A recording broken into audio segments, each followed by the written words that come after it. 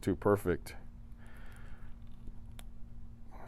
That's definitely like a factory. Look at this tape. Look at that. It's just stretchy, stretchy, stretchy. Yeah, this was never touched. I don't know what this is. Is that chipped off there? Yeah. Looks like some discoloration. That's not, no, wait, it's indented there. Oh.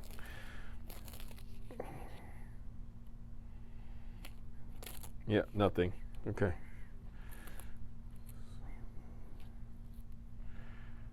Okay. This is a grip 2, so that's a 1/4. No trap door in here. Look at that. No trap door in there. So I can't get to that. All right, so I'm gonna put this grip back on, and then let's weigh, balance, and swing weight this out. All right. So hang tight. So I'm not quite sure why there wasn't a trap door in this one. Maybe it has something to do with the pallet or the lack of a pallet, because they claim that this thing doesn't have a pallet. All right, but that kind of looks like a head to me, like a Prestige MP, right? In that 1820 pattern. So I'm gonna cut the strings now, and I'll be right back. All right, I just removed the strings. It's back to stock now. So let's see if this matches. Start with the balance.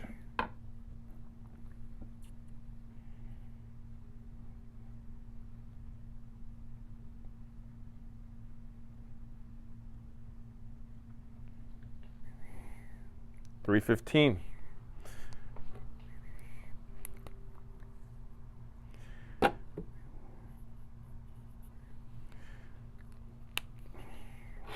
Oh, let's go to the thing. At the scale.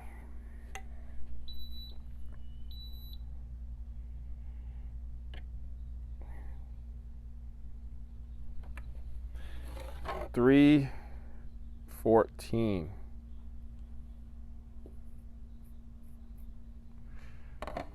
Oh, 314. Okay. All right. Swing weight.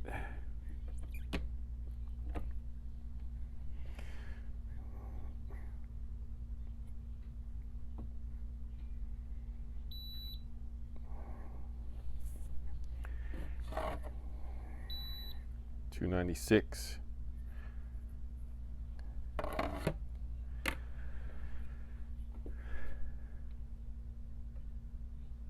Okay, I'm actually going to balance it here too, just not that it should change anything, but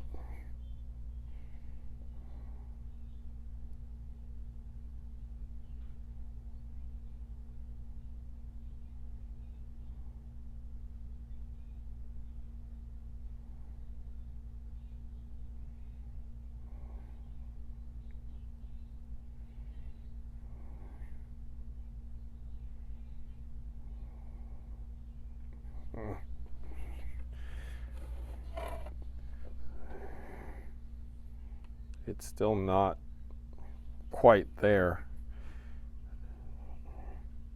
And we'll go with the better number, but okay. Let's go analyze now. This number is pretty off, so I just want to make sure that something's wrong or right, or it's sitting right, or before I do anything.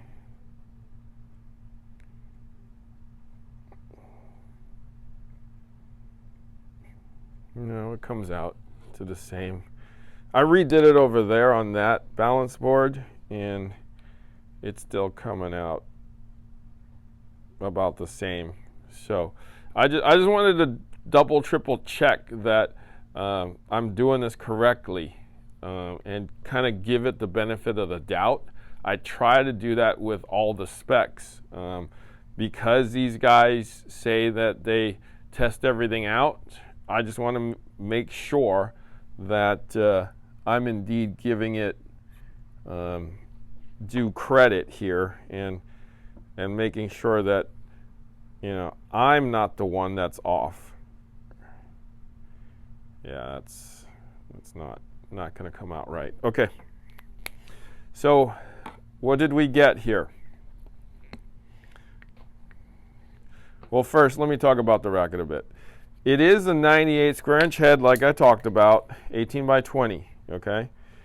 The spec on the weight is supposed to be 315. So it comes out 314. That's perfectly fine. The balance is the one I keep messing with because it's not coming out quite right here. So if these are supposed to be right, then it shouldn't be throwing this off too much. So it should be at spec, especially when that's a stock grip. So I don't know how much that residue weighs, but it can't weigh that much. So that, you know, that's 310, that's 313. It shouldn't be that far apart. They didn't give me a swing weight on their website, and I can't find what a standard swing weight should be. But when I swing weighted it, it was 296, and again, that's without string. I measured the beam on that, and it looks to be 21 millimeters. Again, the site didn't say the beam on it, but it looked like a 21 millimeter beam constantly through, is what I found it to be. Stiffness is a 64, which is what they said it is. So the next thing I'm going to do, string this puppy up too, and swing it to see how well it plays. All right, so stay tuned. All right, guys. So I tried that Angell ASL2 last night, and surprisingly, the racket is pretty good. It's on the lighter side for me though, but it was very maneuverable. It was kind of firmer than I thought it was, but yet softer than I thought it would be too. So it's kind of almost the best of both worlds, if you know what I mean. It's a little hard to describe unless you try it. The closest thing I can kind of compare it to is it's kind of a pro staff, but softer. If Head made a pro staff in a prestige version, that would be what I would categorize it as. I mean, it's almost this, but not quite. It's definitely kind of in between the two. So you would have to test it for yourself to kind of know what I'm talking about. So the technology that they talked about in redirecting the energy, it kind of works actually. Like on some of the shots I was coming through, it absorbed into that string bed really well, and then it kind of shot it out of there with amazingly a little more power and feel than I thought it would. I thought it would be more head-like, like these things, but yeah, surprisingly good racket. We strung it with element 125 on the main and velocity on the cross at 48 pounds. So I'm guessing that helps a little bit in the racket itself, but felt really good. If you guys remember that Dunlop muscle weave back in the day, it kind of gave me a sense of that type of feeling too, if you know what I mean. But surprisingly good racket. All right. Now the other racket, the lime, the K7 lime, I actually was pleasantly surprised with that one. That reminded me of this racket, except with a little more power. So it has an 1820 just like this one. It was a constant beam. I enjoyed that it gave me a little more power in that racket than this would. Surprisingly stable, easy to control, definitely predictable power. So out of the two, I definitely like that K7 lime more. So it's also 100 square inches, so it's easier for me to play with. Also tried that K7 lime, and I actually really enjoyed that racket. It kind of reminded me of this Prestige MP. It's got the same characteristics of it in that it's 98 square inches and an 18 by 20. I usually don't like the 18 by 20s, but it works for that racket. I like that it had a little more power than this racket. It was a little more maneuverable. It was very predictable. It was easy for me to shape the ball. It was easier for me to hit through the ball. If any of that makes sense to you, it actually had good feel. So if it was it's like a more muscled up version of this. Not much, but just enough. Just enough. It was kind of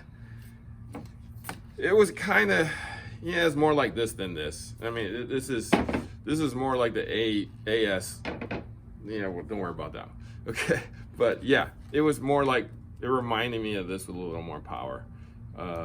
Maybe like a Prestige Pro with an 1820 string pattern would be more of what I would characterize it as. So yeah, like Prestige Pro 1820 would be very, very similar to that Angell, but very stable, surprisingly played very well.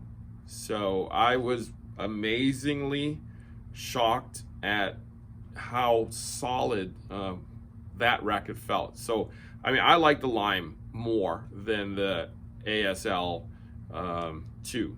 So that's just me, even though it was an 1820. All right, so try them for yourself. You'll be pleasantly surprised too. I wasn't expecting anything out of them. I personally didn't love the cosmetics, but and they kind of look like cheap rackets. But you know, I had to give them back already, so I couldn't really show you the end product. And we strung that lime again, also with element 125 on the main and velocity 16 on the cross at 50 pounds on that one. So that seemed like a great combination for that racket. So if you guys have tried Angell, let me know what your thoughts are. I actually was pleasantly surprised. I was a little shocked that the specs weren't to spec, especially after going through their website and them saying that we test every racket and make sure, but those two rackets are like their stock rackets that they just sell off the rack. So maybe the quality control isn't quite as specific, or they don't do a fine-tooth comb through it as well. I'm not sure about that, but I've read from a lot of places that people love these Angell rackets. But let me know your thoughts. All right, thanks for watching Tennis Spin, where we put our spin on your tennis.